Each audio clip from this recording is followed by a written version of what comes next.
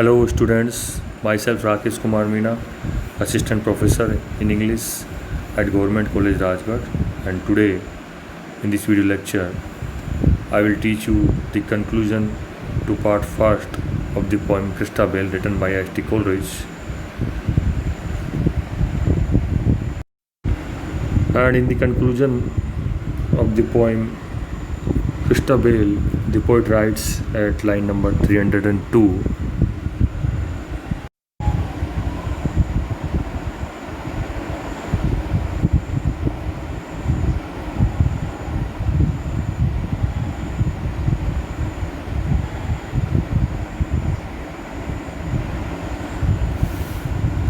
he writes here, a star has set, a star hath risen, O Geraldine, since arms of thine have been the lovely lady's prison. O Geraldine, 1 hour was thine, thou'st had thy will by terrain and rill.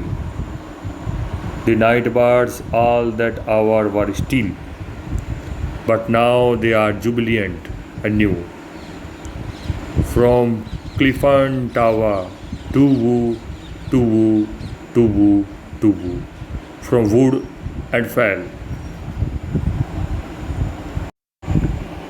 And the word meanings are: lady's prison means physically as well as spiritually prison.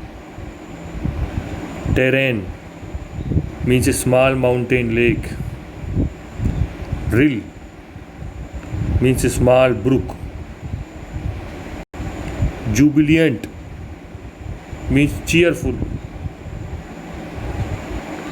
Fell means a barren hill or rock. And the explanation of these lines: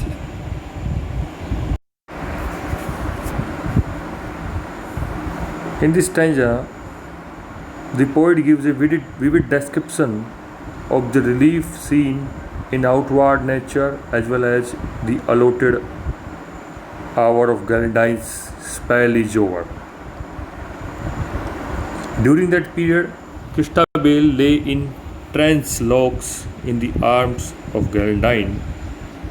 During that period, she is completely in the power of Geraldine, who does to her what she pleased.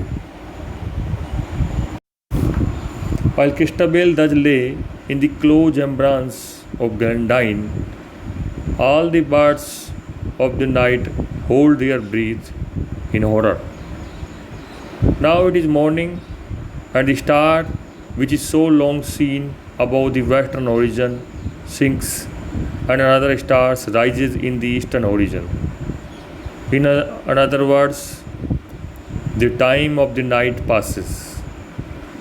With that, the evil star set and the propitious star appears. The allotted time being over, Christabel is released from the embrace of Geraldine, and she recovers from her trance. Geraldine's spell that has cast its influence on nature to be being now over. The owls and the night birds began to hoot joyfully from rocks, towers, lakes, and forests.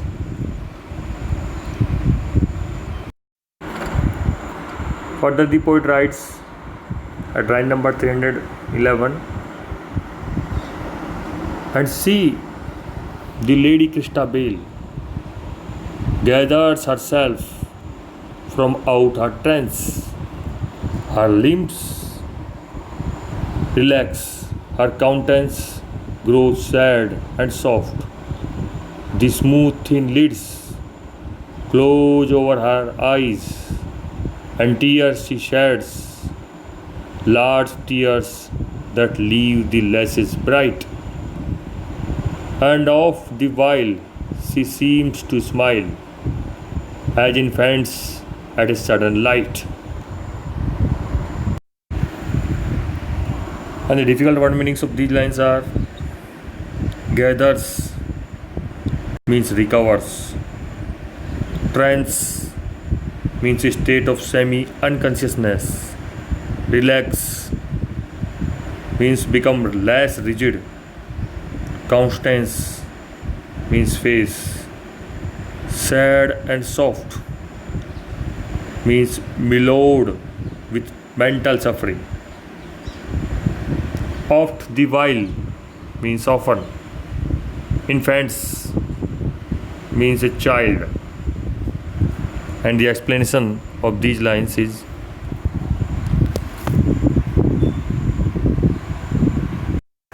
in these lines, the poet wants to say that during the night time, Christabel is in a kind of trance under the influence of Grenadine's charm. In the morning, she slowly recovers from her trance. Her limbs slackens and her face became sad and soft. Her soft, thin eyelids, which remains open because of the mental tension during the trance, now relaxes. They drop softly on her eyes. So the large tears which stood in her eyes during the trance rolls down her cheeks. The tears, however, makes the eyelashes bright.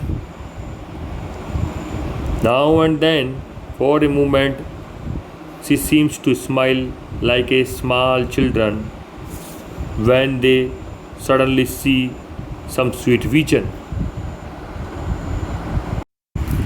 Further, the poet writes in the last stanza of this poem from line number 319 to 331. He writes here, "Yea, she doth smile and she doth weep like a youthful hermitress, beauteous in a wilderness, who praying always prays in sleep, and if she move unquietly, perchance 'tis but the blood so free comes back and tingles in her feet. No doubt she hath a vision sweet. What if her guardian split twere? What if she knew her mother near? But this she knows, in joys and woes, that saints will aid if man will call. For the blue skies bands over all." And the word meanings of these lines are: ye means yes, hermitress means woman living in solitude, beauteous means full of beauty, in a wilderness means in a palace of wild natural beauty, perchance means perhaps, tingles means cages a sharp thrilling sensation,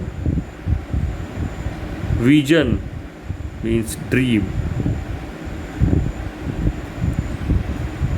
sweet means pleasant, if man will call means if man will pray for their help.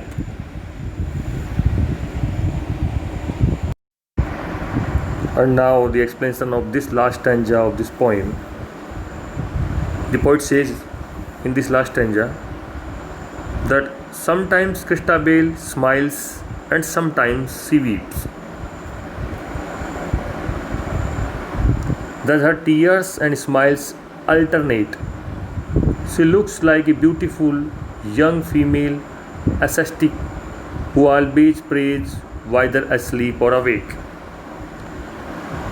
If she moves restlessly now and then, it is not on account of some bad dreams, but perhaps due to the rush of warm blood to her feet, which gave a thrilling sensation.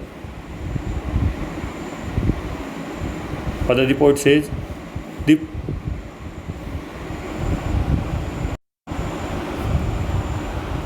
he is confident that during her sleep, Christabel has a happy dream. Perhaps in her dream, she has a vision of the guardian spirit of her mother, who kept constant watch over her well being. Or perhaps she feels conscious of the presence of her dead mother near her in order to protect her from all evils. Whatever the case may be, the sense of sorrow and pain that has overtaken her under the spell of guardian Grandine is gone. Now she feels quite confident that in sorrow as well as in joy, saints help man if they are prayed for. She firmly believes that all men live under the love and protection of God, in the same way as they live under the wide expanse of the blue sky.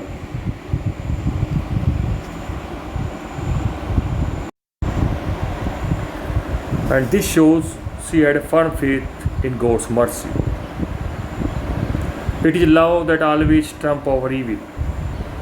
The blue sky over our heads symbolizes the all embracing love of God.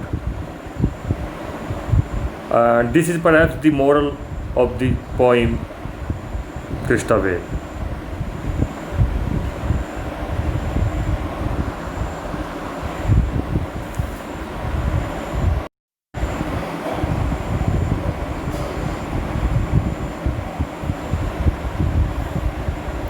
And with this, it is the end of this beautiful poem Christabel. In my next video, we will take another poem. Thank you. I hope you enjoyed this video.